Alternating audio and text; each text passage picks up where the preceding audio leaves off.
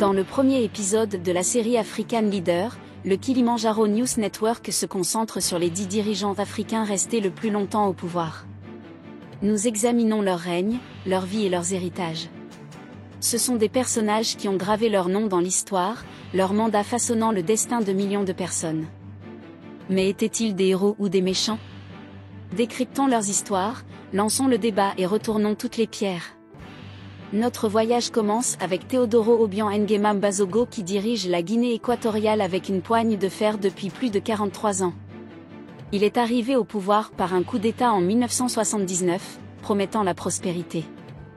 La richesse pétrolière a afflué, mais aussi les accusations d'autoritarisme et d'atteinte aux droits de l'homme.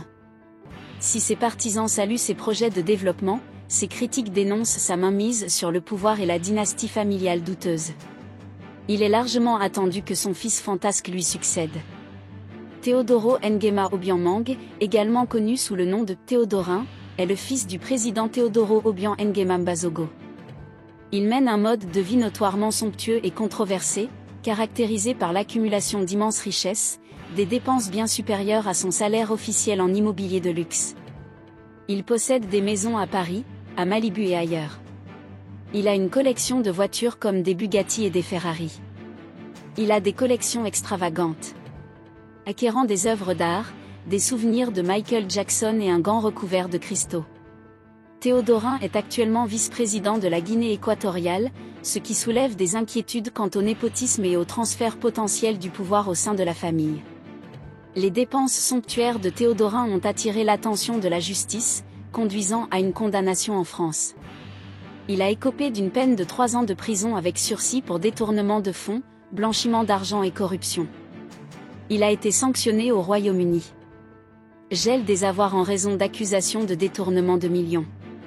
Saisie de biens aux États-Unis. Confiscation d'un manoir de Malibu et d'autres objets de valeur. Le mode de vie de Théodorin contraste fortement avec la pauvreté à laquelle est confrontée la plupart des Guinéens équatoriens, suscitant des critiques de corruption et d'inégalité. Mais Obiang n'est pas seul dans sa longévité. Rencontrez son voisin Paul Biya du Cameroun, président depuis 40 ans. Biya a hérité d'une économie florissante de son prédécesseur Amadou Ahidjo, qui fut l'un des premiers présidents africains à démissionner de son poste et à procéder à un transfert pacifique du pouvoir. Biya est arrivé au pouvoir sur la base d'une économie prospère en promettant des réformes, mais son règne a glissé vers une prolongation des limites de mandat, des élections frauduleuses et un déclin économique général. Paul Biya est sans doute le pire président de l'histoire de l'Afrique. Son régime est solidement soutenu par la France. Biya n'a pas entièrement tenu ses promesses initiales de démocratisation. Il s'est accroché au pouvoir par des changements constitutionnels et la répression de la dissidence, conduisant à des accusations d'autoritarisme et de sape des institutions démocratiques.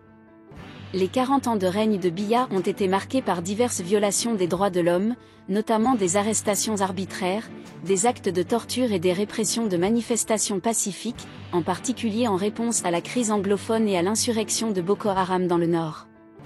Les abondantes ressources pétrolières et forestières du Cameroun ne se sont pas traduites par une amélioration des conditions de vie de ses citoyens sous Biya. Les critiques soulignent des accords opaques, l'enrichissement des élites et la dégradation de l'environnement comme conséquence d'une mauvaise gouvernance des ressources. La crise anglophone, résultant de griefs liés à la marginalisation et à l'assimilation culturelle, a exposé les profondes fractures sociales au sein du Cameroun. La gestion de la crise par Biya a été critiquée pour avoir exacerbé les tensions et ne pas avoir traité les problèmes sous-jacents. Le fort taux de chômage des jeunes au Cameroun, associé à des opportunités et des salaires limités, a entraîné un exode massif de professionnels qualifiés. Ce phénomène entrave encore plus le développement et perpétue un cycle de pauvreté. Le gouvernement de Biya est critiqué pour la limitation de la liberté de la presse et d'expression. Le régime est accusé d'exécutions extrajudiciaires, des journalistes critiques de Biya subissant des morts subites ou des disparitions. Ceux qui s'opposent au régime sont confrontés à l'intimidation, au harcèlement et à des poursuites judiciaires, restreignant le discours public et la responsabilité. En outre, le principal réseau routier du Cameroun figure parmi les pires d'Afrique, marqué par des contrats frauduleux et un détournement de fonds. Franck-Emmanuel Biya, fils du président, qui est largement considéré comme un homme d'affaires raté, se positionne pour succéder à son père dans ce que beaucoup voient comme un autre règne de 40 ans de la famille Biya. Frank Biya a reçu son éducation primaire et secondaire au Cameroun avant de partir aux États-Unis pour des études supérieures. Il a obtenu un baccalauréat en sciences politiques et en économie de l'Université de Californie du Sud, USC, en 1994. Après l'obtention de son diplôme, il a brièvement fait un stage à la BEAC, Banque des États d'Afrique centrale, à Yaoundé. Il est impliqué dans divers secteurs, notamment, foresterie. Il possède et exploite une entreprise forestière appelée la Forestière de l'Est. Il a des investissements dans des biens immobiliers au Cameroun et à l'étranger. Il est copropriétaire d'un hôtel de luxe à Yaoundé appelé la Villa des Fêtes. Il est impliqué dans plusieurs startups technologiques, se concentrant sur des domaines comme les paiements mobiles et le commerce électronique. Bien que Frank Biya n'ait pas officiellement déclaré sa candidature au poste suprême, on spécule sur son implication potentielle alors qu'il continue à faire des apparitions de haut profil, notamment avec Emmanuel Macron et des dirigeants locaux dans le nord du pays. On pense généralement qu'il bénéficie du soutien de l'armée.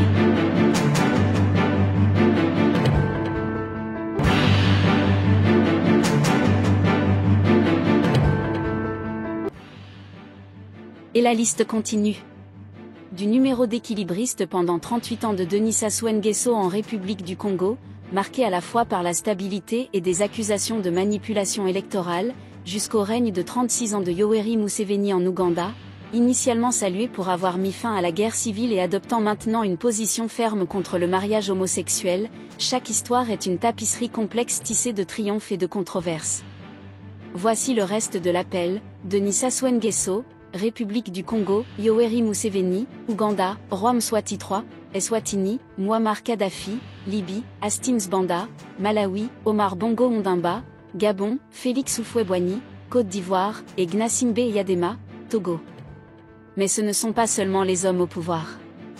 Prenons le roi Mswati III, le monarque absolu de l'Eswatini, régnant depuis 36 ans.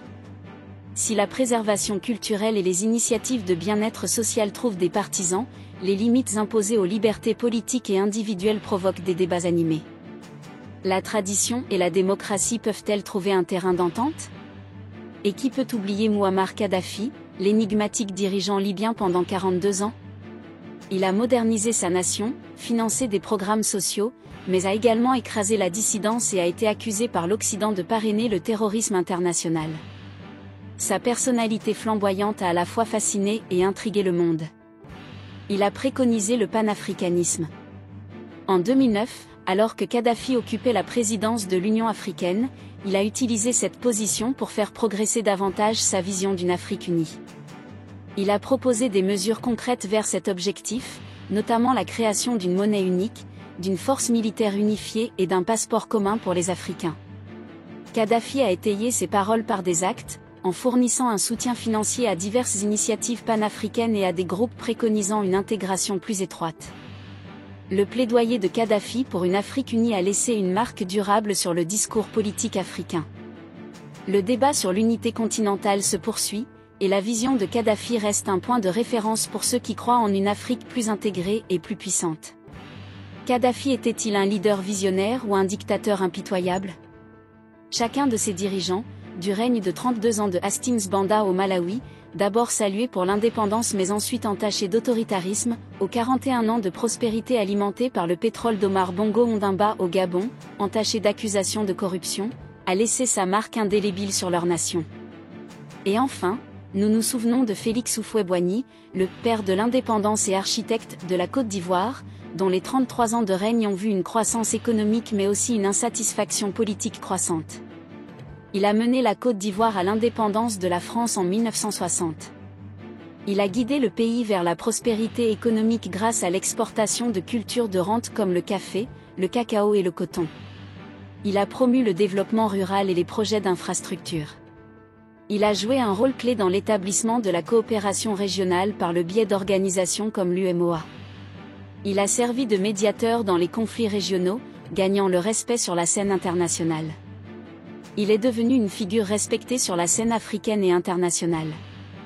Il a fait d'Abidjan la Paris de l'Afrique et comment oublier son projet phare, la basilique Notre-Dame de la Paix située à Yamoussoukro, la capitale administrative.